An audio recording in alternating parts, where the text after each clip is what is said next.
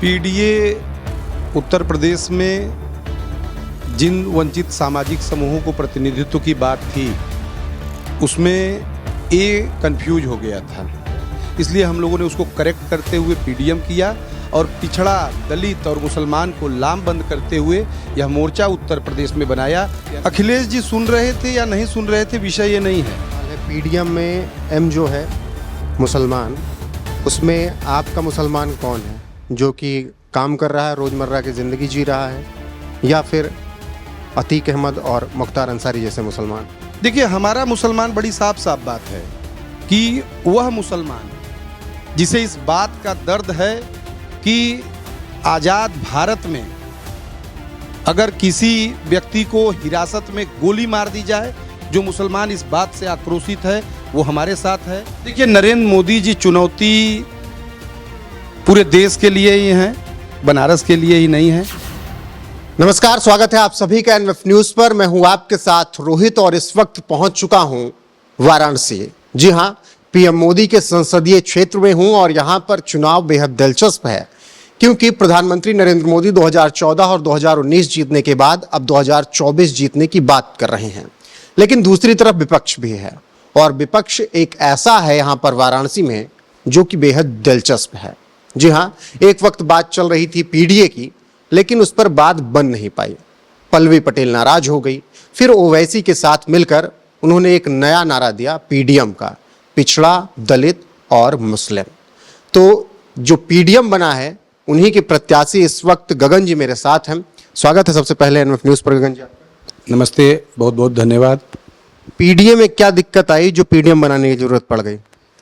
PDA Uttar Pradesh में जिन वंचित सामाजिक समूहों को प्रतिनिधित्व की बात थी उसमें कंफ्यूज हो गया था। को कभी अल्पसंख्यक, कभी अगड़ा, कभी आधी आबादी और कभी ऑल कह दिया जा रहा था, जबकि जो वास्तव में वंचित समुदाय है वो किसका उत्पीड़न उसकी पहचान के कारण हो रहा है वो साफ साफ पता चलना चाहिए। और उत्तर प्रदेश में मुसलमान का उत्पीड़न मुसलमान की सामाजिक पहचान के कारण हो रहा है, इसलिए हम लोगों ने उसको करेक्ट करते हुए पीडीएम किया और पिछड़ा, दलित और मुसलमान को लामबंद करते हुए यह मोर्चा उत्तर प्रदेश में बनाया। यह राजनीतिक विकल्प उत्तर प्रदेश में जो दिया, हम ये राजनीतिक विकल्प से चुनाव में भाग ले रहे हैं। अखिलेश यादव नहीं सुन रहे थे, इस वजह से आप लोगों को अलग होना पड़ा? अखिलेश जी सुन रहे थे या नहीं सुन रहे थे, विषय ये नहीं है। विषय यह है कि उत्तर प्रदेश का राजनीतिक सवाल क्या है। सामाजिक न्याय अगर उत्तर प्रदेश का राजनीतिक सवाल है तो सामाजिक न्याय की व्याख्या भी साफ साफ होनी चाहिए। अगर किसी का उत्पीड़न उसकी सामाजिक पहचान के कारण है तो ये बात साफ साफ आनी चाहिए। ये वैचारिक मतभेद थे, इसलिए हम लोग अपने स्पष्ट वैचारिक मतभेद के हमारी जो लाइन थे उसके साथ आगे बढ़ रहे हैं। लेकिन फिर ऐसी क्या जरूरत पड़ गई कि असदुद्दीन ओवैसी को के साथ आना पड़ा? क्या जनाधार है उनका? देखिए, AIMIM के राष्ट्रीय अध्यक्ष जनाब असद साहब पूरे भारत में संविधान की मर्यादा में रह के संवैधानिक तरीके से सबसे ज़्यादा मुस्लिम समाज पे हो रहे उत्पीड़न की बात को पूरे देश में उठाते हैं। वोट का जहाँ तक सवाल है, ये वोट कभी भारतीय जनता पार्टी के साथ रहता है, कभी इसी उत्तर प्रदेश में 2007 में बसपा के साथ चला जाता है, 12 में समाजवादी पार्टी के साथ चला जाता है और 17 में भारतीय जनता पार्टी के साथ चला जाता है। और हमें आशा है कि हमने अगर सर्वोत्तम राजनीतिक विकल्प दिया तो इस बार 2024 में खास करके पूर्वांचल में और बनारस के परिप्रेक्ष्य में, इसलिए भी कि बनारस में प्रधानमंत्री नरेंद्र मोदी जी चुनाव लड़ रहे हैं और उनके खिलाफ जो पीडीए का नारा लेके प्रत्याशी चुनाव मैदान में लड़ रहे हैं, उनका पीडीए की विचारधारा पे कोई विश्वास नहीं है। वो भारतीय जनता पार्टी से आयातित हुए प्रत्याशी हैं। वो फुल पैंट के अंदर हाफ पैंट पहने हुए हैं। भारतीय जनता पार्टी में उनका जन्म हुआ है और उनके कार्य संस्कार में भारतीय जनता पार्टी है। इसलिए बनारस की राजनीति में नरेंद्र मोदी जी से लड़ने के लिए पीडीएम की आवश्यकता नितांत आवश्यक है। इसलिए पीडीएम से मुझे प्रत्याशी बनाया गया है और हम लोग पीडीएम से आगे बढ़ रहे हैं।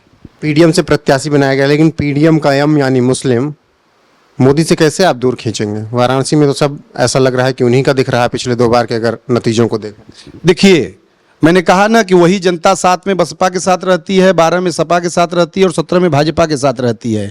चुनाव दर चुनाव होते हैं, लोकतंत्र की यही 14 और 19 में मोदी के साथ ही रहते हैं। 14 और 19 में मोदी के साथ थी, 24 में पीडीएम के साथ बनारस की जनता रहेगी। और इसलिए रहेगी कि हमने बेहतर विकल्प इस बार बनाया है। इस बार असद साहब भी मंच पे हैं और पूरे उत्तर प्रदेश में 69,000 शिक्षक भर्ती का सवाल हो, सामाजिक न्याय का सवाल हो, कहीं भी पिछड़ों दलितों के उत्पीड़न का सवाल हो, पूरे उत्तर प्रदेश में 2022 में सबसे तेज तर्रार भाजपा के नेता को भाजपा के लहर में हराने के बाद डॉक्टर पल्लवी पटेल ने पिछड़ों की लड़ाई को राजनीति से इतर हट के सबसे तेज से लड़ा है। इसलिए हमारे पास जो इस समय नेतृत्व कर रहे लोग हैं, उनके आधार पे पिछड़ा भी आकर्षित है, मुस्लिम भी आकर्षित है, दलित भी आकर्षित है। हम लोग बहुत तेजी से विकल्प बनने की ओर आगे बढ़ रहे हैं। फिर वही मेरा सवाल है, पीडीएम में एम जो है मुसलमान, उसमें आपका मुसलमान कौन है जो कि काम कर रहा है, रोजमर्रा की जिंदगी जी रहा है, या फिर अतीक अहमद और मुख्तार अंसारी जैसे मुसलमान? देखिए, हमारा मुसलमान बड़ी साफ साफ बात है कि वह मुसलमान जिसे इस बात का दर्द है कि आज़ाद भारत में अगर किसी व्यक्ति को हिरासत में गोली मार दी जाए, जो मुसलमान इस बात से आक्रोशित है वो हमारे साथ है। वो मुसलमान जो आज़ाद भारत में न्यायपालिका होने के बाद किसी को जेल में धीरे धीरे मार दिया जाए, उससे आक्रोशित है, वो मुसलमान हमारे साथ है।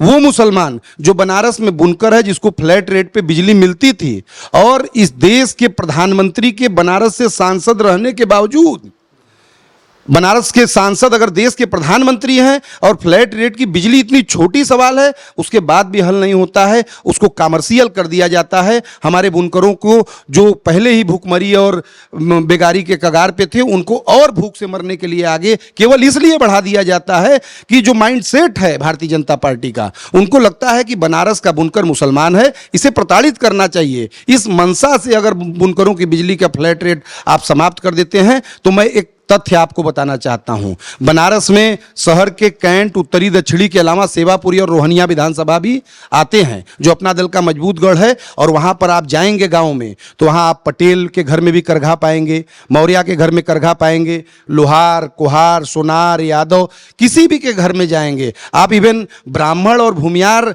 जो सवर्ण जातियों से आते हैं, वो भी आपको बुनकरी में लगे हुए उनके घर में करघे मिल जाएंगे। तो बुनकर की कोई जात नहीं है। बुनकर को मुस्लिम पहचान के कारण यदि प्रताड़ित करने की बात की जा रही है तो यह प्रताड़ना का डंडा ब्राह्मण भूमियार से लेकर मुसहर चमार तक चल रहा है। और इस बात का आभास मुस्लिम के विरोध करने की जो सनक है, इसमें हमारे भारतीय जनता पार्टी के साथियों को समझ में नहीं आ रहा है। और बहुत तेजी से बनारस के अंदर अंडर करंट ये विरोध खड़ा हो रहा है। और बनारस में जो कुर्मी किसान की बात नहीं करेगा, जो बुनकर मुसलमान की बात नहीं करेगा, वो इतनी तेजी से नीचे जाएगा कि 4 जून को जब वोट गिना जाएगा तो प्रत्याशित रूप से परिणाम बदल जाएंगे। परिणाम बदल जाएंगे, वो 4 जून को पता चलेगा। लेकिन आपके साथी ओवैसी मुख्तार अंसारी के साथ खड़े होते हैं, कहते हैं कि जो हुआ गलत हुआ उनके साथ और ये सरकार गलत कर रही है। हालांकि जब रिकॉर्ड देखेंगे तो आप चाहे अवधेश राय हत्याकांड देखें, चाहे आप कृष्णानंद राय हत्याकांड देखें, सब में सजा हो रही थी। फिर वो वैसे ही खड़े होकर ये ऐलान करते हैं कि मुख्तार के साथ जो हुआ गलत हुआ। आपका उस पर प्रतिक्रिया क्या होती है? देखिए, मैं एक चीज़ आपको बताऊं कि रिकॉर्ड मुख्तार अंसारी तो मान लीजिए सुपुर्दे खाक हो गए, उनके क्या रिकॉर्ड हम लोग देख के कर पाएंगे। रिकॉर्ड जरा जो भारतीय जनता पार्टी के खिलाफ पीडीए के कैंडिडेट हैं, जो पीडीए को मानते उनते नहीं हैं, वो राय साहब का भी रिकॉर्ड जरा देख लीजिए। उस राय साहब के नेता बनने के पहले का रिकॉर्ड पता करेंगे तो तमाम गंभीर आपराधिक ऐसे मुकदमे जो राजनीति करते हुए नहीं। राय की बात करें, नाम आप लीजिए, मैं बता दे रहा हूं उनकी कृति और उनकी जानकारी आपको। उनके आप पुराने मुकदमों को जाके पता करिए। कहीं किसी लहुरा बीर पर होटल वाले को हड़काने का मुकदमा, कहीं किसी से उनके साथ चलने वाला व्यक्ति जो गाड़ियों में चलता है, किसी व्यवसायी से रंगदारी मांगने का मुकदमा, किसी ऐसे लूट डकैती छिनैती ऐसे धाराओं के मुकदमे उनके साथ हैं जो शपथ पत्र में आप देखेंगे तो आपको दिखाई देंगे। तो आज तो लड़ाई इनसे है। बनारस की जनता ऐसे लोगों से बचना चाहती है। क्या ऐसे लोग इस देश के प्रधानमंत्री नरेंद्र मोदी जी के खिलाफ लड़ पाएंगे, हरा पाएंगे? नरेंद्र मोदी जी को हराना है तो वो व्यक्ति हरा सकता है जो लोक बंधु राजनारायण जी को मानता है, जो तत्कालीन प्रधानमंत्री इंदिरा गांधी जी को हराए। और गगन प्रकाश यादव लोक बंधु राजनारायण के गांव के हैं, उसी समाजवादी परंपरा से निकले हैं, उसी किसान आंदोलन से, उसी बुनकर आंदोलन से, उसी छात्र आंदोलन से, उसी युवा आंदोलन से, उसी बीएचयू से, उसी विद्यापीठ की छात्र राजनीति से आज संसदीय राजनीति में हैं। और मैं आपको विश्वास दिलाना चाहता हूं कि जब तक लोग बंधु जी नहीं हराए थे तब तक लोगों को भरोसा नहीं था, जब तक गगन यादव नरेंद्र मोदी को नहीं हरा देंगे तब तक लोगों को भरोसा नहीं होगा। लेकिन बहुत ही अप्रत्याशित तरीके से बनारस का परिणाम इस बार बदलेगा। लेकिन गगन यादव को अखिलेश यादव से दिक्कत क्या आ गई भाई? यादव तो कहते हैं कि अखिलेश यादव ही हमारे लिए सब कुछ है। देखिए, श्री अखिलेश यादव जी पिछड़े समाज के सर्वाधिक संभावनाओं के नेता हैं, इसलिए हम लोगों ने 2022 में उनसे गठबंधन बड़े मजबूती से किया। कुछ वैचारिक मतभेद हैं, लोकसभा में चुनाव हम लोग अलग अलग लड़ रहे हैं, लेकिन बनारस की परिस्थिति में तो अखिलेश यादव का पूरा समर्थक वर्ग मेरे साथ खड़ा है। शायद आपको पता है कि नहीं पता है, बनारस के ईवीएम में साइकिल निशान नहीं रहेगा, और जब साइकिल निशान नहीं रहेगा तो समाजवादी पार्टी का जो कार्यकर्ता गगन यादव के साथ कंधे से कंधा मिलाकर इस भारतीय जनता पार्टी की जालिम सरकार से लड़ा है पिछले दिनों में, वो सबसे तेजी से गगन यादव की ओर आकर्षित होकर गगन यादव की तरफ बढ़ रहा है। तो यहाँ तो कोई लड़ाई ही नहीं है, यहाँ तो समाजवादी पार्टी का मूल सच्चा समाजवादी सिपाही गगन यादव के साथ पूरी मजबूती से खड़ा हो रहा है। इसकी पता आप जाके गांव में करिए। अच्छा, साइकिल नहीं होगी लेकिन इंडिया गठबंधन का हाथ तो होगा ना? वो जो हाथ है और हाथ से जो प्रत्याशी है वो अखिलेश यादव जी के पिताजी श्रद्धेय नेताजी के बारे में अपमानजनक टिप्पणी कर चुका है। वो जो हाथ है वो हाथ अखिलेश यादव के इज्जत के गिरेबान तक पहुंचने का कोशिश किया था। और ये बात बनारस का यादव समाज जानता है कि श्री अखिलेश यादव जी ने जिस नेता के लिए कह दिया कि चिरकुट की बात हमसे मत करिए, तो अगर जो इशारा समझते हैं, अब अखिलेश यादव जी हाथ पकड़ के बटन थोड़ी ना दबाएंगे।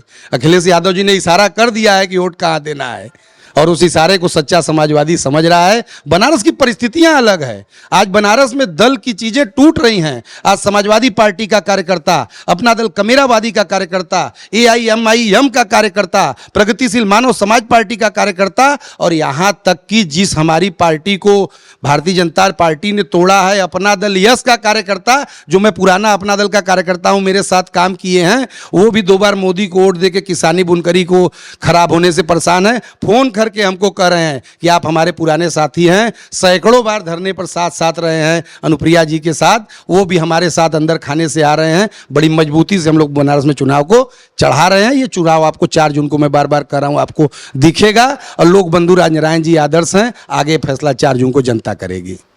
फैसला जनता करेगी, लेकिन नेतृत्व कर रहे हैं इंडिया गठबंधन का। रायबरेली से चुनाव लड़ने का ऐलान भी हो चुका है। क्या लगता है कि उनका रायबरेली से लड़ना कुछ प्रभाव डालेगा उत्तर प्रदेश की 80 की 80 सीटों में? चलिए, राहुल गांधी फिर से वापस आ रहे हैं, हालांकि वह अमेठी नहीं जा रहे हैं, रायबरेली जा रहे हैं। देखिए, राहुल गांधी जी बहुत ही अच्छे और ईमानदार इंसान हैं, लेकिन राजनीति के लिए अनफिट है।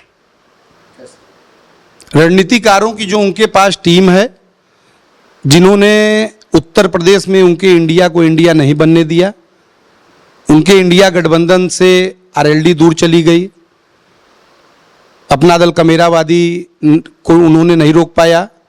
वो ओम प्रकाश राजभर की दिल में कोई मशीन लगा के आप चेक कर लें तो बड़ा असहज आज भी वहाँ मंत्री बनने के बाद भी हैं। लेकिन कुछ न कुछ रणनीति का फेल्योर है, और नेता की रणनीति अगर फेल हो जाए तो उसका सच्चा और ईमानदार होना जनता के हित में काम नहीं आता है। तो मैं राहुल गांधी जी का बहुत ही सच्चा और ईमानदार होने की प्रशंसा करने के बाद उनका जो नेता अनफिट होना है उससे मैं बहुत दुखी हूं। इसलिए भी दुखी हूं कि उत्तर प्रदेश में अपना दल कमेरावादी को इंडिया अलायंस की मीटिंग में बाकायदा खड़गे जी की चिट्ठी से बुलाया गया था। खड़गे जी ने चिट्ठी लिखा, मैं खुद इंडिया अलायंस के मीटिंग में, अजय राय जी डेलीगेट नहीं थे, मैं डेलीगेट था, मैं अपकमिंग डेलीगेट था। मैं मुंबई की मीटिंग में भी गया, बेंगलोर की भी मीटिंग में गया, वहाँ मीटिंग में हम शामिल रहे, और अच्छी मीटिंग होने के बाद राहुल गांधी जी के रणनीतिकारों ने उत्तर प्रदेश में इंडिया अलायंस को कमजोर किया है, और वही कारण है कि हम लोगों को पीडीएम बना के एक मजबूत विकल्प देना पड़ा। रायबरेली आना सही है अमेठी छोड़? अब ये राहुल गांधी जी और उनके जो रणनीतिकार है वो समझेंगे, उनसे आप पूछ लीजिए, इसके बारे में मेरा कुछ नहीं कहना है। सवाल, नरेंद्र मोदी कितनी बड़ी चुनौती है आप सबके लिए यहाँ से हराना?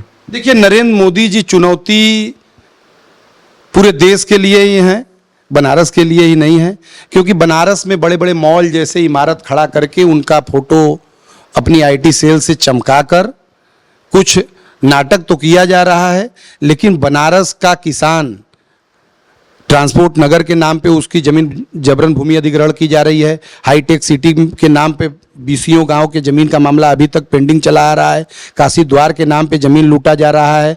वैदिक सिटी के नाम पे लूटा जा रहा है। जो रिंग रोड बने हैं उसमें भी भूमि अधिग्रहण कानून का पालन नहीं किया गया है। वहां लूट की गई है, वहां कम पैसे देके जमीन, उपजाऊ जमीन को ली गई है। ये दर्द किसानों का है। बुनकरों को फ्लैट रेट पे बिजली नहीं मिल पा रही है। बिजली विभाग पर उनकी सामाजिक पहचान के कारण बिजली घरों से भगाया जा रहा है। ये मुद्दा बनारस का हो चुका है और बनारस का किसान, बनारस का कुर्मी, बनारस का मुसलमान, बनारस का बुनकर इस बार नरेंद्र मोदी जी को बनारस से मोक्ष की ओर भेज देगा।